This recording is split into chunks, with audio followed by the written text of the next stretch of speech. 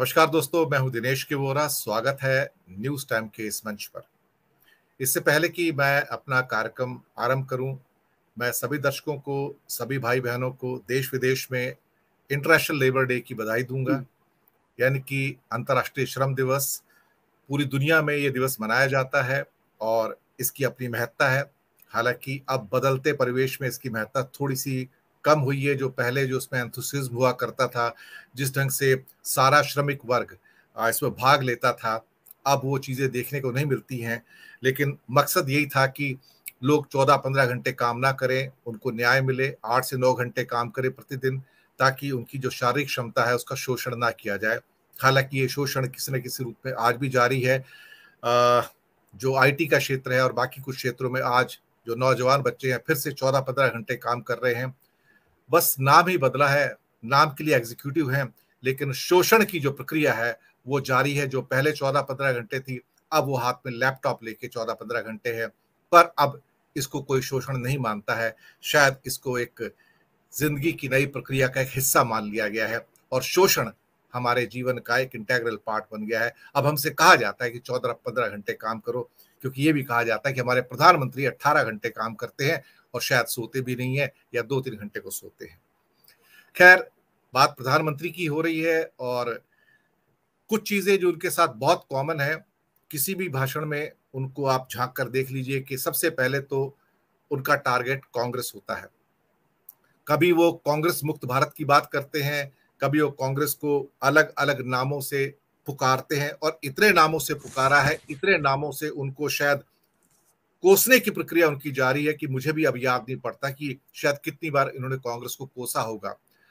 दरअसल कांग्रेस को कोसने के साथ वो अपने पूर्वजों को भी कोसते हैं, क्योंकि वो भी कांग्रेस या बाकी दलों के लोग थे, बीजेपी के लोग नहीं थे। तो ये एक ऐसे व्यक्ति हैं जो हमेशा पास्ट में जाते हैं, आज की बात नहीं करते कि महंगाई है, बेरोजगारी है या लोग त्रस्त हैं, 80 करोड़ लोग भूखे हैं, उनके पास जीवन यापन के साधन नहीं है, लोगों का शोषण हो रहा है।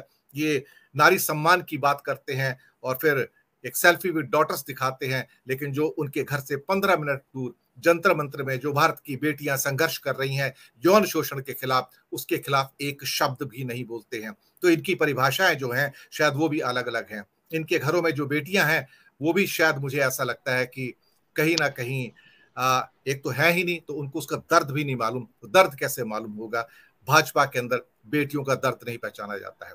लेकिन दिन रात कांग्रेस को कोसना, पूर्वजों को कोसना और हर जगह अपने आप को विक्टिम बताना कि देखो मैं विक्टिम हूं और उस पर आंसू बहाना, ये उनकी एक परंपरा सी बनती जा रही है। इसी विषय पर बात करने के लिए आज हमारे साथ एक बहुत ही प्रबुद्ध पैनल मौजूद है। हमारे साथ वरिष्ठ एनालिस्ट बिलाल सब्जवारी साहब हैं, आपका स्वागत है। हमारे साथ डॉक्टर अनिल जैन जी हैं, राजनीतिक विश्लेषक हैं। जैन सर, स्वागत है आपका। हमारे साथ हिमाचल की पुण्य भूमि से धर्म प्रकाश गुप्ता जी हैं, वरिष्ठ पत्रकार हैं। सर, आपका बहुत बहुत स्वागत है। और हमारे साथ कुछ ही समय के लिए जुड़े हैं श्री सुशील दुबे जी, वरिष्ठ पत्रकार, उत्तर प्रदेश से।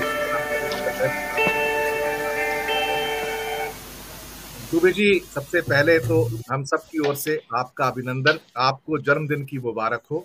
ईश्वर आपको दीर्घायु करे और आपकी लंबी उम्र की, अच्छे स्वास्थ्य की हम कामना करते हैं।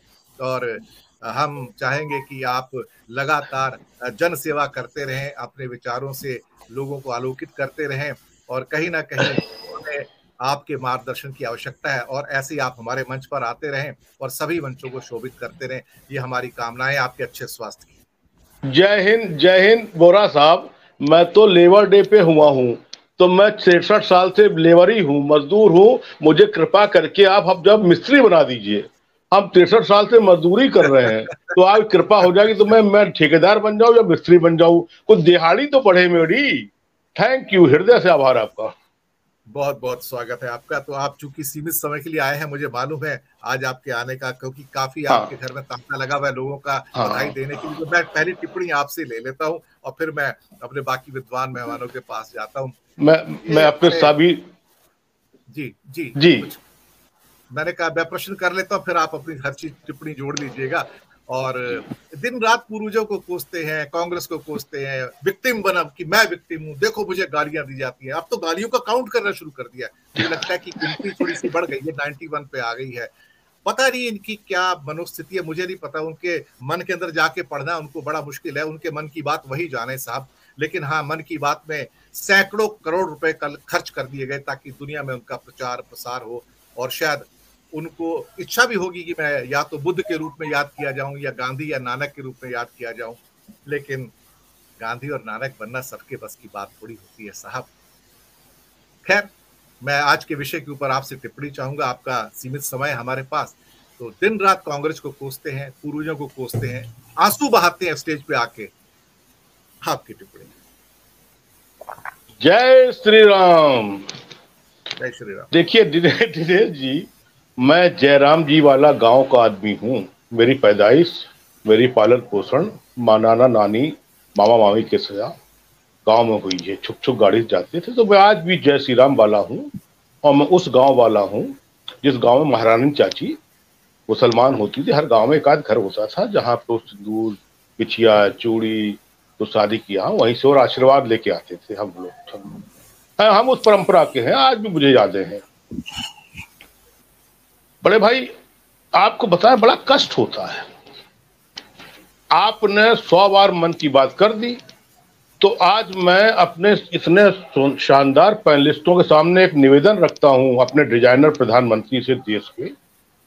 100 बार आपने कर लिया, आपका स्वागत है। हालांकि मैंने 100 बार में शायद 1-2 बार सुना हो तो सुना हो, कल भी नहीं सुना, परसों भी क्या कहा क्या नहीं कहा मुझे नहीं पता। एक बार मेरे मोदी जी, मेरे प्रभु, मेरे देवता देश के, एक बार आप मन की बात 101वीं बार आप मन की बात एक बार द वायर वाले करण थापर से कर दीजिए। एक बार मन की बात पूर्व एनडीटीवी वाले द रवीश कुमार से कर दीजिए। अरे एक ना करिए इनसे, चलिए एक बार आप सतपाल मलिक जी से मन की बात कर लीजिए। चलिए भाई, उनसे भी आपकी नहीं बनती समझती है एक बार, तो कुछ ना करिए तो हमारे दिनेश बोरा जी से एक बार मन की बात कर लीजिए। हम सब संतुष्ट हो जाएंगे, हमें ठंड पड़ जाएगी, देश को ठंड पड़ जाएगी कि एक बार इनने भी मन की बात कर ली, तो आपको भी राहत मिल जाएगी, इनको भी राहत मिल जाएगी। आप मन की बात करते हैं अक्षय कुमार से, जो मन, देखिए हमारे मन की कौन, आप प्रधानमंत्री हो तो आप हमारे मन की नहीं सुनोगे, आपके मन की हम सुनते रहें। और फिर मेरा ये, मुझे लगता है देश का बड़ा चैनल है, आवाज जाएगी तो कोई की मुकद्दर खुले न खुले, हमारे बोरा साहब की मुकद्दर खुल जाएगी। फोन आएगा पीएमओ से कि साहब आप 1.5 मिनट का समय आपको मैं देते हैं और आइए आप मन की बात करिए। तो बोरा साहब, हम जानते हैं आप 1.5 मिनट में ही मन की बात कर लेंगे, इतना हमें मालूम है। खैर, अब आपके मूल सवाल पे आते हैं। गांव का मैंने शुरू में जिक्र इसलिए किया था बोरा साहब कि गांव में बूढ़ी चाची होती थी, दादी होती थी, सासें होती थी, विधवा बुआएं होती थी, कोसती रहती थी, बहुवाई नहीं, मुंह दिखाई हुई नहीं, हफ्ता भर गुजरा नहीं कि जो बहू के माँ बाप नहीं जानते थे वो बहू की सासें बुआएं, जो जितनी सासें टाइप की होती तो बता देती थी, अरे उठती नहीं सवेरे, बेचारी 4 बजे उठ के घूंघट काट के कंडा पास रही है और पूरे गांव में खबर है कि उठती नहीं सवेरे।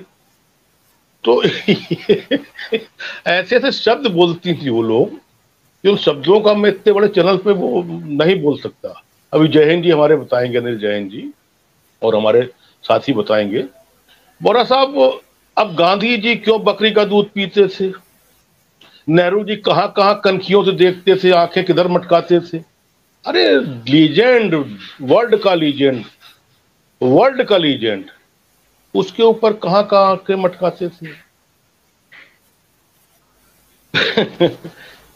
गर्लफ्रेंड, कांग्रेस की विधवा, वो हमारे पीएम के पास इतना वक्त है कि हम एक गाली गिन रहे हैं और दे भी रहे हैं।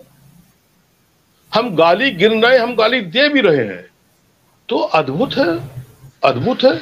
और मुझे समझ में नहीं आता है कि 91 गाली, वो कौन सा वो जो, अरे वो तो कंस, वो कौन सा 100 गाली दी थी तो फिर भगवान ने उनको चक्र मार के वो काट, शिशुपाल याद आ गया मुझको, शिशुपाल, वो 100 गाली। अरे ठीक है, 91 गाली हो गई है, मुझे लगता है 91 गाली को भी एक बार मन की बात ही कर लें, आप सुना जो भी करें, जब करें तब करें, एक बार 91 गाली पर मन की बात कर दो। हम समझते जैसे जैसे वो अभी हटाया गया है एनसीईआरटी से, सब्जेक्ट हटाया गया है, वैसे 91 गाली और 100 और कोशिश करें कि 100 गाली हो जाए, और 100 के बाद 101 गाली और हो, तो तत्काल जो इनके पास बेहतरीन अस्त्र शस्त्र हो उससे ये अपना काम पूरा कर दें। ये गाली उसमें आनी चाहिए, शोध में आनी चाहिए।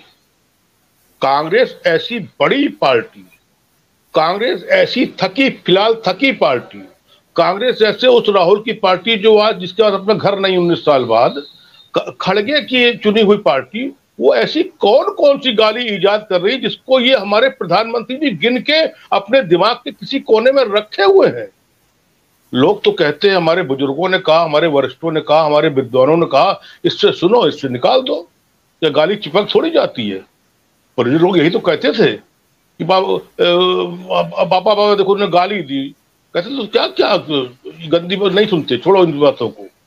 और हमारे इतने बड़े प्रधानमंत्री ये गाली को सीने से चिपकाए बैठे, गिनती किए बैठे। तो हम समझते हैं कि देश को ये सोचना चाहिए कि जो प्रधानमंत्री जी गाली की गिनती कर रहे हैं, और हो सकता है वो गाली बताए भी, हालांकि एक ही दो गाली बता पाएंगे, इससे ज्यादा कोई पड़ी। इस देश में हम भी आप सब रह रहे हैं। देखिए, प्रधानमंत्री के लेवल पर अगर राजनीतिक, दार्शनिक, सामाजिक चिंतन की भूमिका से हटके, देश की भूमिका से हटके अगर गाली की गिनती की भावना आती कि हमें गाली की गिनती करना और विक्टिम कार्ड भी रहना है कि पापा हमें मारा, पापा वो हमें घूर रहा था, पापा उसने हमें टॉफी छीन ली, पापा मेरे बस्ते से किताब निकाल ली बचपन ही, तो ये सब विक्टिम कार्ड अब देश समझ चुका है, देश समझ चुका है। और मुझे लगता है कि अगर ऐसा ही विक्टिम कार्ड चलता गया, हम इस पे बात ही नहीं कर रहे हैं। आप मन की बात पे, हमें तो नहीं, वो मैंने अखबार पढ़ा, चीजें देखी कि आखिर ऐसा मन की बात में क्या कह दिया कि जिसमें देश बोल बंद कर दे कि हाँ हमारे प्रधानमंत्री ने ऐसा कह दिया। अब कब तक जय श्री राम चलेगा, कब तक काशी कॉरिडोर चलेगा, कब तक उनका वो हिलाओ वो चलेगा, कब तक ये राधे राधे चलेगा, मुझे लगता है बहुत लंबा नहीं चलेगा। 2 टर्म बहुत होता है, कोई भी चीजों को समझने के लिए 2 टर्म बहुत होता है। और ये 2 टर्म में अगर हम खाली यही उपलब्धि कर पाए, 15 लाख करोड़ों व्यापार, तमाम चीजों की जगह, बहुत बहुत बड़ा विषय है, हमारे शानदार पैनलिस्ट बैठे हुए हैं, तो हम गाली अगर गिन रहे हैं तो इस गाली का हिसाब किताब 24 में कोई ना कोई तो करेगा ही। चैनल करेगा, पैनलिस्ट करेंगे, बोरा जी करेंगे, या जो हमारे देश के बड़े बड़े पत्रकारों को भी करना चाहिए। पत्रकारों पे तो इसको भी, आप जैसे आज आपने डिबेट की शुरुआत कर दी है कि गाली की शुरुआत आपने कर दी, तो अब ये चीजें बहुत दूर तक जाएगी। मैं दिनेश बोरा साहब आपको हृदय से साधुवाद देता हूं इस बात के लिए कि आपने एक बहुत ही बौद्धिक बहस को छेड़ दिया है, और मैं हृदय से क्षमा चाहता हूं। निश्चित रूप से तमाम लोग बैठे हुए हैं, लेकिन आपके आदेश का मैं उल्लंघन नहीं कर सकता था, तो मैं पुनः क्षमा चाहते हुए जाना चाहता हूं, क्योंकि मेरे पास काफी लोग आए हुए, तो मैं उनसे जाऊँ आज के दिन के लिए, और आपकी शुभकामनाओं के लिए मैं हृदय से आभार व्यक्त करता हूँ। बहुत बहुत आभार आपका, और एक बार फिर से आपका अभिनंदन आज के दिन। जी धन्यवाद सर, बहुत बहुत शुक्रिया।